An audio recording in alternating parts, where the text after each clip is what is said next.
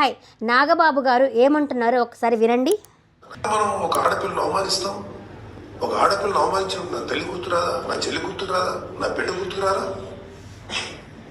ఇది చెప్తున్నారు. ఇలాగ ఎవడైతే సమాజంలో ఆడపిల్ల ఇలా ఉండాలని చెప్పారో వాళ్ళకి చెప్పు తీసుకొట్టేలాగా మీరు సమాధానం చెప్ప. నాగబాబు గారు అంటున్నారు ఆడపిల్లని శివాజీ గారు అవమానించారు అంటున్నారు. శివాజీ గారు ఎక్కడ అవమానించారు?